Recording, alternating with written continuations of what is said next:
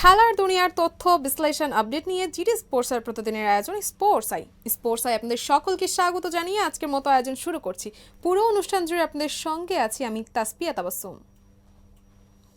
দীর্ঘ ২২ বছরের অপেক্ষার অবসান। বাংলাদেশের ফুটবল প্রেমীদের জন্য এই জয় ছিল এক মহাকাব্যিক মুহূর্ত। মঙ্গলবার ভারতের বিপক্ষে ২-১ গোলে দারুণ এক ফুটবল যুদ্ধ জিতে নিয়েছে বাংলাদেশ। এই জয় কেবল ৩ পয়েন্টের নয়, দেশের ১৮ কোটি মানুষের মুখে হাসি ফুটিয়েছে।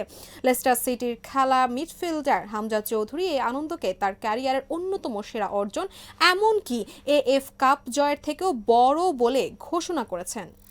ম্যাচ পূর্ববর্তী সংবাদ সম্মেলনের মতোই ম্যাচ শেষের প্রতিক্রিয়াও খালিদ জামিলের দিলেন ছোট ছোট ও সংক্ষিপ্ত বাক্যে।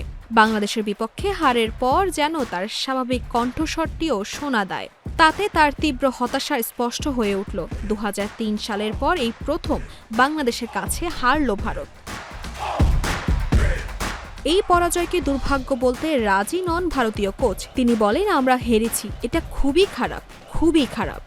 এরপর নিজের দলের প্রচেষ্টার অভাবকে তুলে ধরে তিনি আরও যোগ করেন, না, দুর্ভাগ্য বলে কিছুই না, এটা ফুটবল। আপনি কঠোর পরিশ্রম করলে ৩ পয়েন্ট পাবেন, আমাদেরও খুব কঠোর পরিশ্রম করতে হতো ৩ পয়েন্ট পাওয়ার জন্য।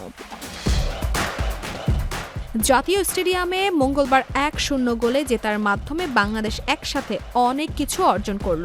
সেই ২০০৩ সালে সাফ ফুটবল চ্যাম্পিয়নশিপে রোকনুজ্জামান কাঞ্চন ও মতিউর রহমান মুন্নার গোলে ২-১ ব্যবধানে ভারতকে সর্বশেষ হারানোর গল্প লিখেছেন বাংলাদেশ। ভুলে যাওয়া সেই কাদ্দাছি স্বাদের ২২ বছর পর সমর্থকদের উপহার দিলেন তরুণ মোরসালিন। এই জয়ের পেছনে একক কোনো নায়ক নয়, ছিল দলীয় প্রচেষ্টা।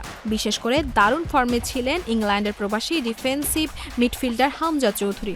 প্রথমার্ধে তিনি হেড দিয়ে লালিয়ানজুয়ালা চাংতের নিশ্চিত গোল প্রায় ক্লিয়ার করে ভারতকে সমতায় ফিরতে দেননি। তবে কেবল হামজা নন, ম্যাচের শেষে প্রতিপক্ষ দলের সবার খেলারই প্রশংসা করলেন হতাশ খালিদ জামিল। দর্শক, এই ছিল স্পোর্টস আইয়ের আজকের মতো আয়োজন। খেলার দুনিয়ার নতুন আপডেট পেতে চোখ রাখুন জিডি স্পোর্টসে।